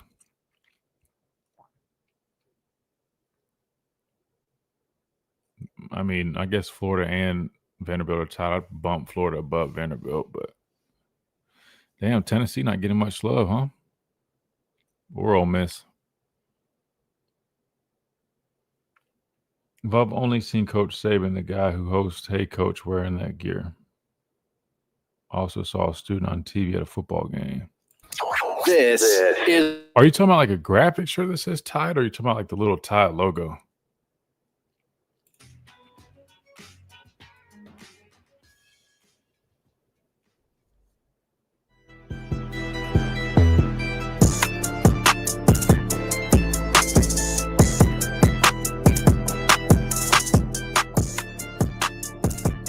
And welcome back into this Monday edition of Miller's Edge, Tide 100.9, 1230 WTBC. Let's take a look at what we've got pulled up here. Again, we are live on YouTube. Feel free to come hang out with us. You can watch me do the show. We're talking about what we're sharing on the screen. That's where you can see it, right? Again, but shout out to all the radio listeners, man. If you guys listen on radio, that's more than fine. And we recommend you, do that if that's your preferred option. Just if you prefer a visual, man, just always want to invite you to check out the stream live on Facebook as well. That's on the Tide 100.9 page. But what we've got pulled up now is the SEC preseason media poll that was taken from Media Days. Don't think we really got time to get into it last week. So just looking at this, I've got Texas finishing first, Georgia second, Bama third, LSU fourth, Carolina fifth. Let's see. Oh, that was for the champion votes I was looking at earlier. Florida sixth. That makes a lot more sense. Sorry, guys. 7th, Ole Miss. 8th, Texas A&M. 9th, Tennessee. And 10th, Oklahoma. Right? I was just saying before we came back from the break, I would put Bama at 2, Georgia at 3. I just feel like Georgia has more question marks than people want to really admit. And I think they're kind of leaning into, Kirby, what they've done in the past. They recruit well. They're going to have really good players. I get all that. And I think they are going to be really good. I mean, again, I think neck and neck with us, Texas. I think really the top 3/4 teams are really all kind of neck and neck. But if you had to rank a person, I'll probably go Texas, Bama, then Georgia. But that's just me, though. And I have a much better in-depth view of Alabama than I do any other team. So obviously I'm going to feel confident about what I see. I know a lot of people are really high on LSU, but I don't know. They have to show me that they can get over the hump of just being – I feel like they always get to this point where it's like, a couple years ago, they beat us, they make the SEC championship, then they get blown out, right? They're just like – I don't know. I don't know if I'm buying it. Other than 19, obviously we know what Odron and Joe Burrow and those guys did. But it's like other than that, man, like it's like they can always be really good, but they always fall short of being great. And a lot of people think this is that year. Nussmeier coming back, throwing over over 4,000 yards. I mean, obviously, a lot of people high on them. Hit the transfer portal, got some good players, but we'll see, man. We'll see. Speaking of around the SEC, I know from that Pollock video, he also broke down his Georgia Bulldogs, and he also did Texas, some other teams. But since we're talking about Georgia, and to me, I'm kind of comparing the two, I want to hear what he had to say about Georgia. Now, I know we don't really dive into some of these other teams as deep as this, but this is why I want to hear from him, because just like I think I have a pretty good perspective on the University of Alabama, right? This guy is a former Bulldog, and I don't know. I want to see what he thinks about Georgia. So let's hear what David Pollock now has to say and what he thinks about his Georgia Bulldogs going into 2025. Talking tomorrow at Media Day, so this isn't us being Georgia homers in a way, but they just happen to be first up tomorrow, at least in the order of the man. You ain't got to answer to people like that. Just say it. Georgia's first. They're up. Just talk about the team, man. Don't be doing all that crap. Don't nobody care about that stuff. So obviously last year, 11-3, they won the SEC. They are the defending SEC champion, and their current quarterback this year came into that game in the second half, and then they lost to Notre Dame in the college football playoff. So first and foremost, it is just that we've talked about him a little bit, but Gunnar Stockton that's a big question number one. It is, what is he? We've seen basically a game and a half and a few other snaps. What is he going to be? What do you think he is? Can he lead this team to sort of back to where they were a season ago, which is in the SEC championship game? Here's what I'm going to say. Gunnar Stockton cannot lead this team back to where they were a year ago if it's the same team. If they can't run the football, it's not going to happen. Like, they've brought in a bunch of receivers. That's the worst rushing season Georgia's had in 20 years. Like, 20 seasons.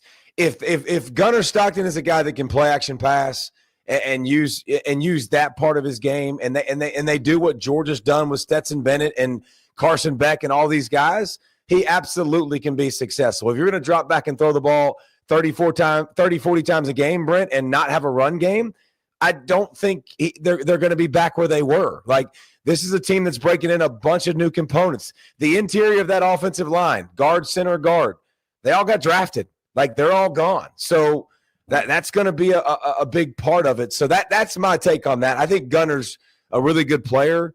I think he's got a really, really good arm. I would love to see him continue to grow and get better at the intermediate. I'd love to see him learn how to change pace with the football, Brent. Like, he's got a big windup, and when it's a big windup, it's coming, right? Like, it's coming out. And I'd like to see some of these things that I've only saw a small sample size, but I'm 100% sure if you're not going to give him a running game, it's going to be a tough season for the Georgia offense.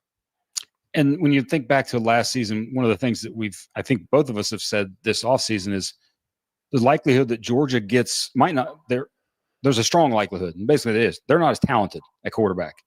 But can they get better quarterback play? Because there was a time when Carson Beck was in a whole other world, and the decision-making was in a whole negative way world, in spite of all the positives that he brought. So I think the running game was the sort of second piece to that.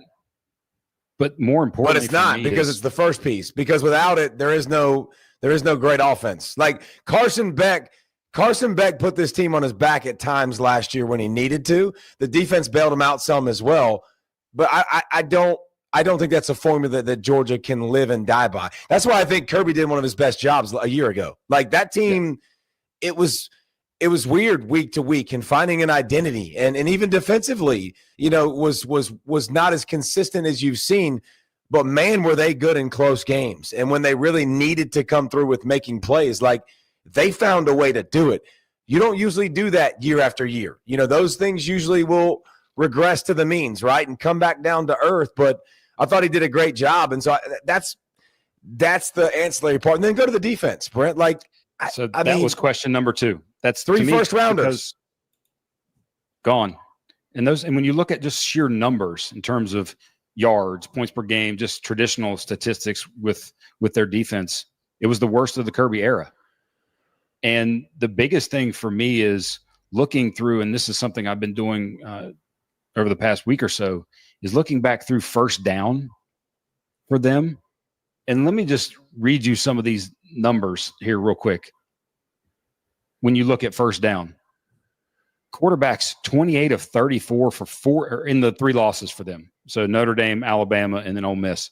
28 of 34 for like 488 yards and a touchdown on first down.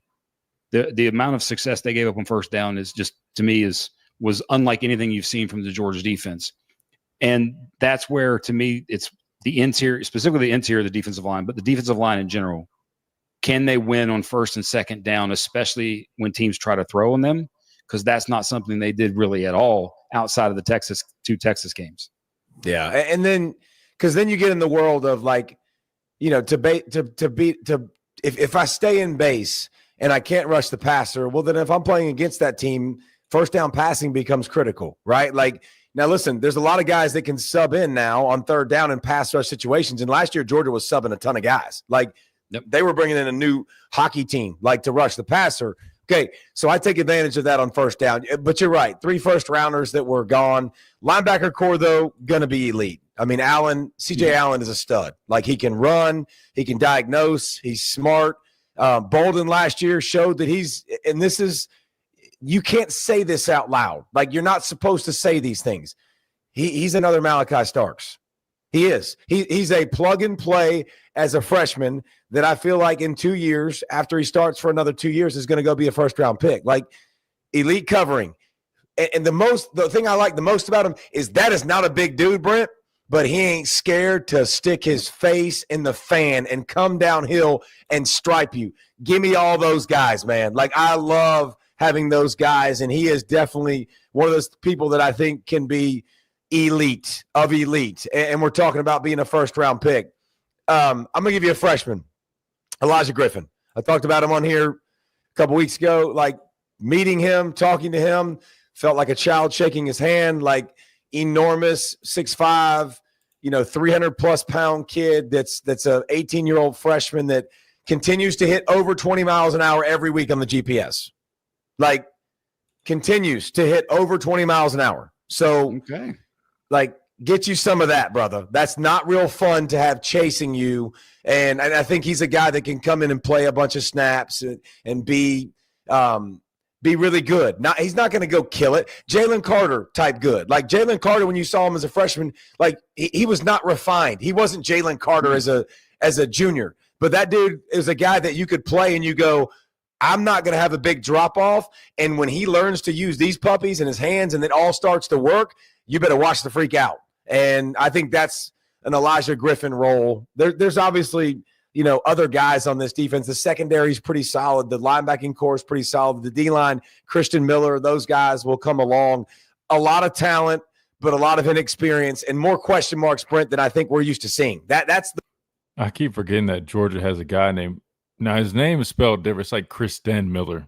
But when he just said that, I was like, whoa, hold on. Am I about to strap it up and play for Georgia again? The weird thing probably at looking at Georgia more than anything. Yeah, more unknowns. So given to that, speaking of that inexperienced part, to me, there is one game that is, if I had to circle one game that impacts their season more so than any, it's the third game at Tennessee. Because that's Gunner's first road start. Obviously, hey, he's started in the SEC, or he played in the SEC championship game, played in the playoff, so shouldn't be as, sort of, starstruck in a way. But first start on the road, afternoon game at Tennessee, you drop that, your season, the outlook of your season changes drastically, I think. Even though they've kind of owned Tennessee recently. Well, and they have had a lot of success at Tennessee. But that crowd is ridiculous. I mean, it's one of the best in the country, one of the best atmospheres. Like, it's insane. So it will be difficult, and you will have to grow up with certain pieces. Out of all the things, Brent, I'm worried about with this team and with this offense and with Gunner, it's not his mentality.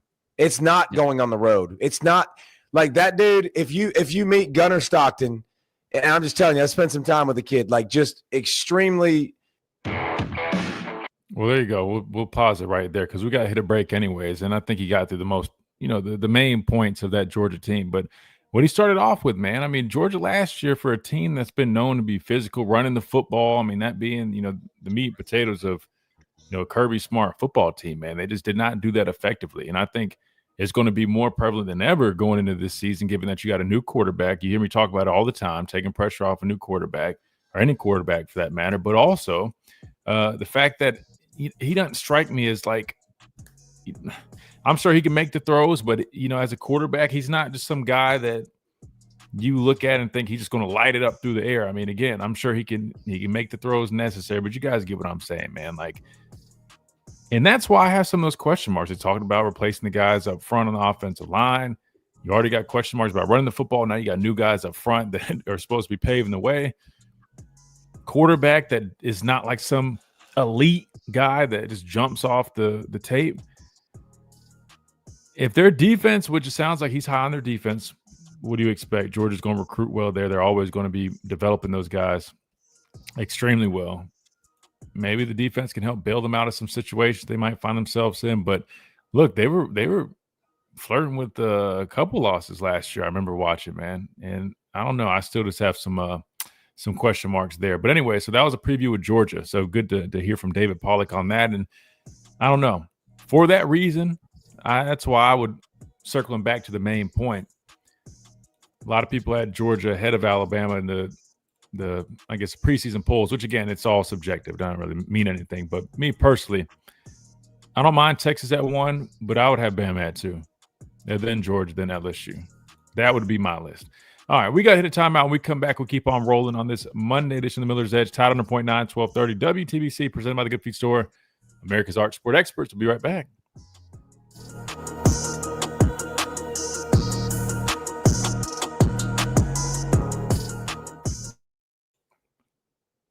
Justin, what's up, man? 5 games. What's 5 games? Texas always seems to play bad in big games.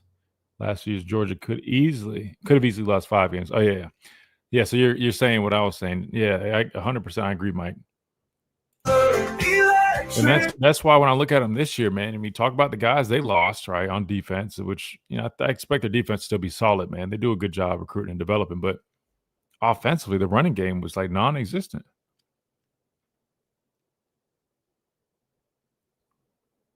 QD said you're referencing the media's perception of Bama. Now, you must be jumping in and out. Didn't I say it like 10, 15 minutes ago? When you're saying the respect is earned. Yeah, so you're saying going off of Kalen DeBoer, just kind of, I get what you're saying. The media might view it like if you've got 2 teams in Georgia and Alabama, both have good talent, still have some question marks like everybody else, Texas included. But I get what you're saying. I mean, seeing how we performed on the road, knowing Georgia's track record, just I guess off past experience. I guess I get what you're saying, but not. I guess I understand what you're saying. I just still would argue, man. Like that's why I picked us at 3, which 3 isn't bad, anyways. I mean, again, all is subject. None of this. I mean, hell, a team that's listed as 13th on this list. Oh, of course, I picked Vanderbilt. Damn it.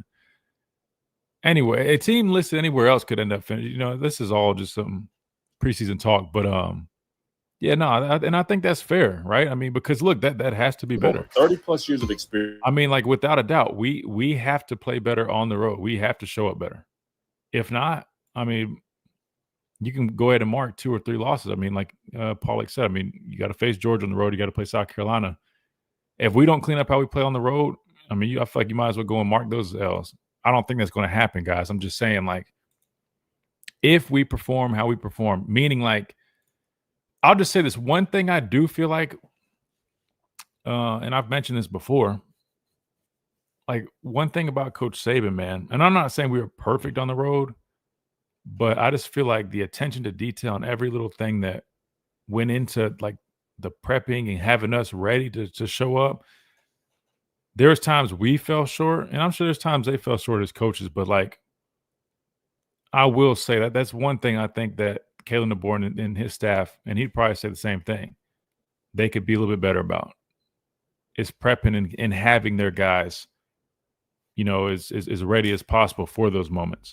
But again, what do you expect when you're talking about a brand new coach, first year in the conference, along with, like 75% of the rest of the staff, all new to the conference, new people.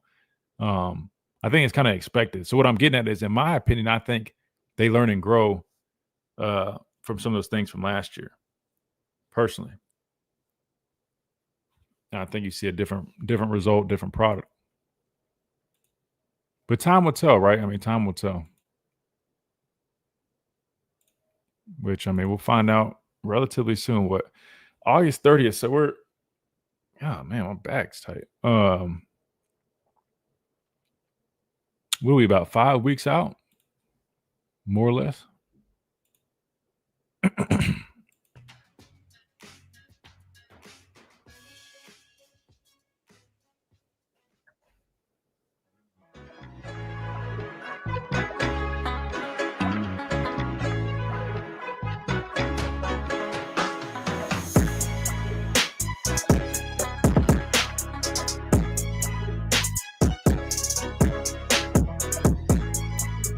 And welcome back in Similar's Edge, Tide 100.9, 1230 WTBC, presented by the Good Feet Store, America's arch support experts. All right, we've been talking a little bit about the preseason SEC poll.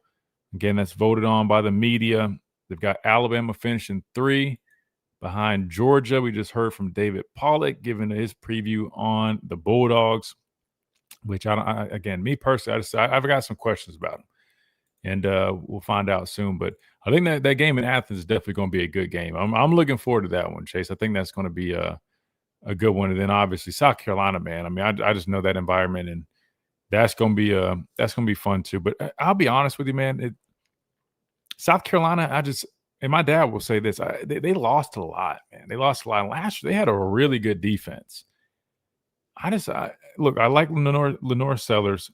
I think they definitely got some pieces, but it wouldn't shock me if South Carolina took a step back, right? Which, I mean, wouldn't be anything crazy, because it's not like, you expect them to consistently win, 10 games. But I don't know. I mean, many people would think with their quarterback situation, they probably would keep trending this way. But I feel like a lot of other pieces are kind of like wait and sees. So we'll find out soon. But I don't know, man. The conference is definitely taking shape. Speaking of conferences, Chase, have you seen the new ACC updates? Have you seen anything about that? I did. I don't know why they would change it. Maybe trying to rebrand themselves and get something popping, but kind of scratching my head a little bit. Do you think this is going to help them beat the allegations of the Cupcake Conference? Now, look, we always, my dad at least, so we always talk about it was the Atlantic. What was it? Something like Cupcake Conference or something like that. Well, I don't know. Wait, hold on. Or excuse me. No, wait. I'm tripping, guys. I'm over here talking about ACC. We're talking about the AAC, right? Wait, maybe I'm all over the place, Chase. Is this hold on. American Athletic Conference, no more. So this is AAC. Sorry, not ACC. It's a Monday, guys. Flag on the play. Flag on the play. Flag on the play. Flag on the play. Flag on the play. That being said, the American conference is now, I guess, was different. The whole logo changed. It's kind of interesting, though. I do like this mascot. I'll share it on the screen. Excuse me for that, guys. Flag on the play, man. I do like this, though. The little eagle. The American Athletic Conference, no more. Rebranding move. The league officially announced will be now simply known as the American Conference. Let's see who all was in the AAC. Initially, who was it? Who all was in that conference? Is that like USF and those guys, Chase? I'm pretty sure. Like USF, who else would have been in there? Tulane, Army, Memphis, I believe so. Let me look it up for you quickly. Yeah, no, you're good, man. Yeah, it's kind of interesting. I mean, look, I'll be honest. I think the whole conference stuff just kind of throws me off nowadays with all the movement. But yeah, I know USF, some of those other schools. Anyway, they changed their name, changed the logo, just the American Conference. Sounds good. Logo's cool. It's got a big, bald eagle, I guess, in the football uniform. For some reason, when I first saw this, maybe I'm dyslexic or something. I don't know. I'm not gonna cap, guys. I literally was thinking like the ACC. I'm like, damn, they must really be trying to do something to try to give themselves a little bit of a boost, because I feel like the ACC, man, is just, and I know we're talking about the AAC with the name change, but the ACC, I just, man, to me, they probably need a facelift. They need to do something, because right now, I look at them as frauds, man. Outside, I mean, look, Clemson, Miami's been decent at least last couple of years. Florida State, I mean, we saw what they ended up being last year. It's just not impressed, man. Not impressed. But anyway, so yes, the AAC has changed the name just to the American Conference and got a pretty cool logo. Obviously, it's a little bit different than what you typically see. You know, the SEC just got like the little letters, which is cool. But I don't know. Chase, if the SEC, let me ask you this. If the SEC were to change their logo, we'll say leave the name, right? Obviously, Southeastern Conference, man, there's no touch to that. But say the SEC were to do a logo like kind of like this one that we see right here, like the eagle and the football pads, which I think is pretty cool, man. It's different. What do you think the mascot would be for the SEC? Like if it had to be something different outside the box like this, couldn't just be some more letters and, simple like that. If the SEC were to change their logo and rebrand and do all that stuff, and I'm asking you guys in the chat and anybody listening, what do you think that would be? Like what animal would depict the SEC? That is so hard. Oh my gosh. I know. Look, the eagle makes sense because it's American Conference. The American Conference bald eagle. Like I like it. But the SEC, Chase, and I feel like you got to be careful because you can't do one specific thing that maybe another team uses because maybe it looks like it's too much influence from that. But I mean, all right, let me say this. It doesn't have to be an animal, but say like an object or something. Is there anything you could think of? I know I'm putting you on the spot. I'm trying to think myself. It's all good. What I think about, like when it comes to the SEC, I think about tailgating because of how big it is, whether it's like basketball, football, or even baseball I've seen this year. So I would use like a grill or something. It sounds crazy, but I can't think of an animal because all the animals are in the SEC if you think about it. So I was just thinking like maybe, like a grill or, people hanging around a grill or something, because that's kind of, you think of Saturdays, like instantly, that's what I think about when it comes to like football. So, yeah, that was something I thought of off the top of my head. That's a good question, Christian. Yeah, it's definitely something to make you think. And look, I had to segue because I was like, I'm over here thinking ACC and it's AAC. So I'm like, all right, man, I gotta recover. Here we go. So I guess I did a decent job. Cool. Look, I'll say this. I do think the grill is a very interesting idea. And it to me, it makes sense. You do think of Saturdays like that. Dwight had a good one here in the chat. He said a hammer. I think that's pretty solid, man. Like a hammer. You know what I mean? I could see that. And I see what I was going to say was like maybe some type of like a weight. I don't know if it would be like a dumbbell or maybe the shape of like a plate. Like, you know what I mean? Like a plate that you put on like the bar, but have like the SEC, like, kind of almost like, you know what I'm saying? Like it reminds me of like strong, physical, muscle, you know what I mean? Like lifting heavy, right? Heavy duty. That I think the SEC could use like a weight, a hammer. I like that one. Maybe like a I don't know, what was I about to say? Maybe like not a truck, not like a pickup truck, guys, but almost like a big, I don't know, like a bulldozer type thing. I don't know. This is just kind of something fun, just kind of came up with on the fly. But I think a hammer, grill, weight, be solid. But anyway, obviously that's not going to happen. I mean, it just wouldn't make much sense, but fair enough. All right, we got to hit another timeout. We come back. We wrap things up on this Manic Monday edition. If you guys want to jump in late, man, 205-342-9904. We're free on the phone lines. Feel free if you guys want to jump in and offer some thoughts real quick. But quick timeout. Come right back.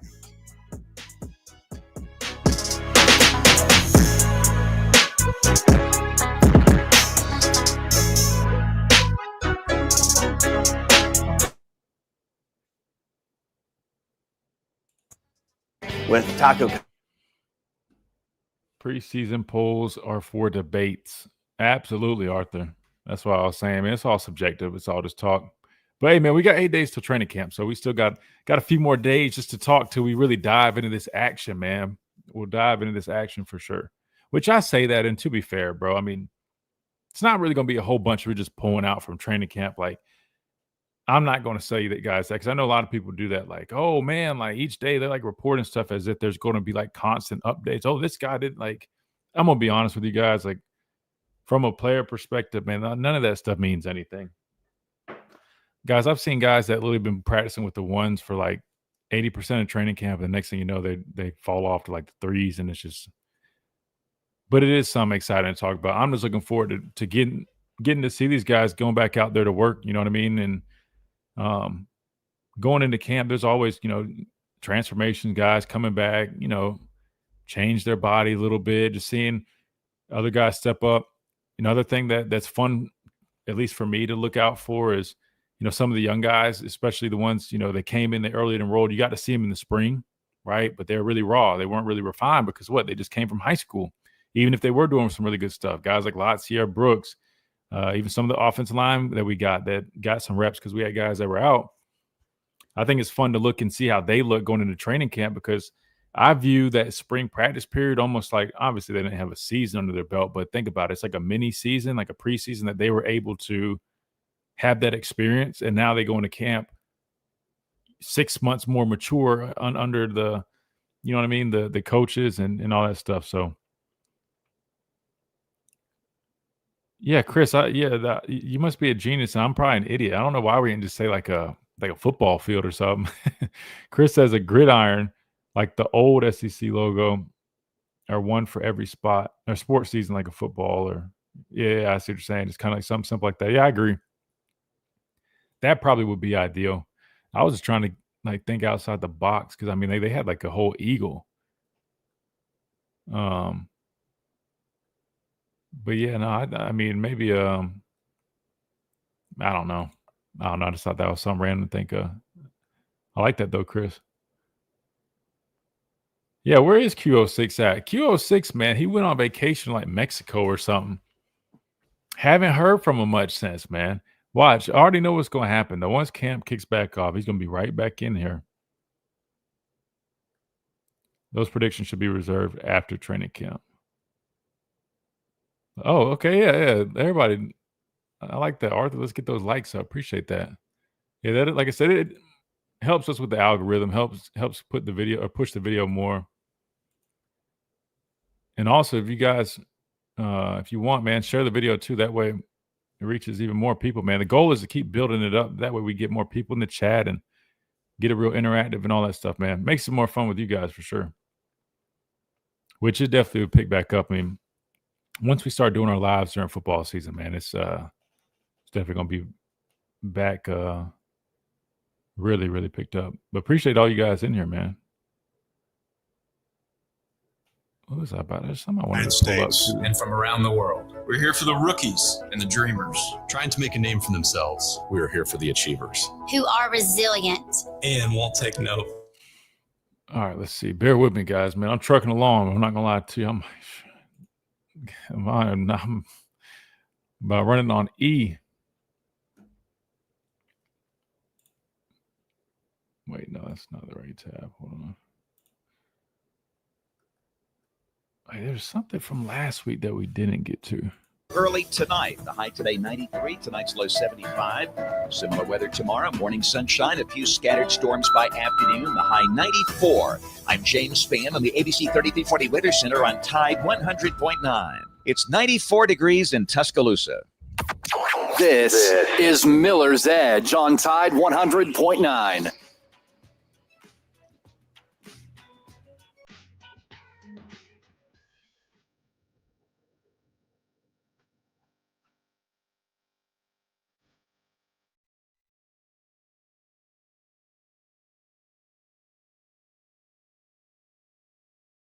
And welcome back into this Monday edition of the Miller's Edge, Tide 100.9, 1230 WTBC. During the break, I was mentioning something about training camp, and it made me think back to something that had come up last week that we did not get to bring up on the show. But that was some of these updated, I guess, weights, right?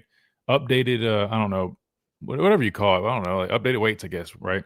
For the players. And with training camp right around the corner, I did think this was interesting because what I mentioned though about training camp is one of the fun things to look out for, which is kind of the progress of really everybody, but the early enrollees, seeing how they've really improved even in just a short couple of months of being on campus. But here's some of these updated weights that we have for everybody.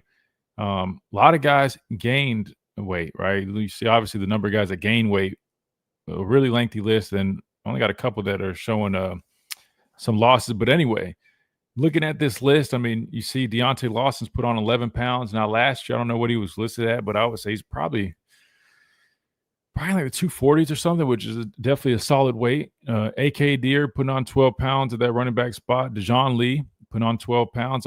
I mean, I'm not gonna lie to you guys. I mean, shoot, that's a big corner. Now, I don't know what he came in as, but I mean, he's already 6'3", pushing 6'4", adding 12 pounds, man.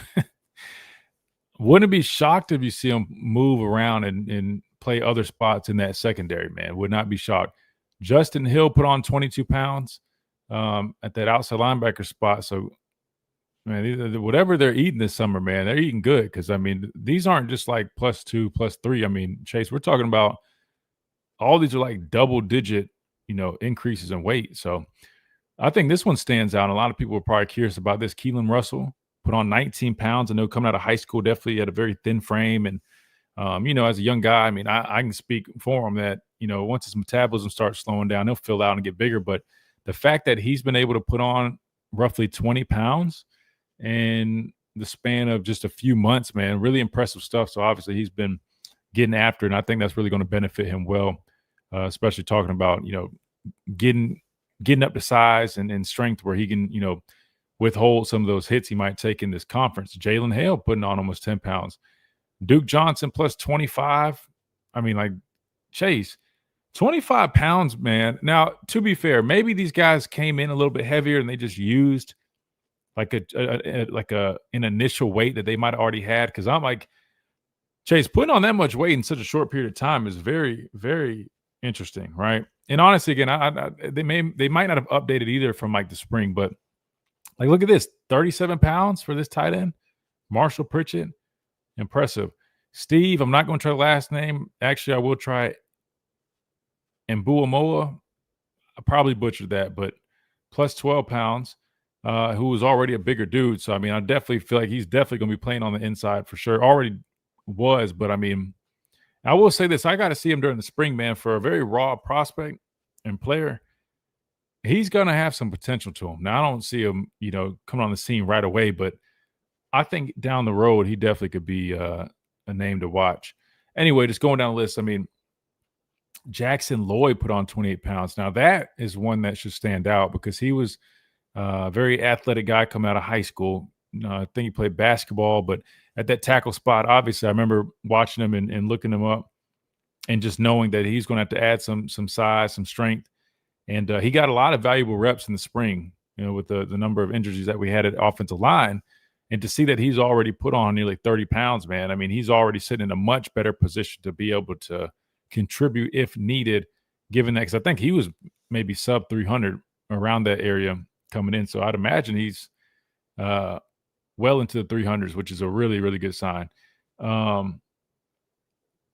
Jeremiah Beam, another 18 pounds. Edric Hill plus 9. Guys, the two guys listed here that lost weight, Elias Allanin, again, really big dude already, but probably good form, and Jamarian Latham. So minus 16, that one's big because he's been moved to playing that Wolf position, right? He was at Bandit, and now he's playing Wolf, so that makes a lot of sense. And I'm excited to see how that could translate for him, right? Him losing 16 pounds could be really big for him, giving him a little bit of an extra gear off the edge where he's going to be expected to, display a little bit more athleticism than he would have at his former position at Bandit. That being said, we got to wrap things up. Appreciate everybody per usual, man. It's been a fun one. Good start to the week. Great Monday. Coming up this week, man, I got some plans to get a couple guests on here, a couple former players. So be on the lookout for that. And look forward to doing this all again tomorrow in 22 hours right here, Tide 100.9, 1230 WTBC. This has been the Miller's Edge presented by the Good Feet Store, America's arch support experts. We'll see you guys tomorrow.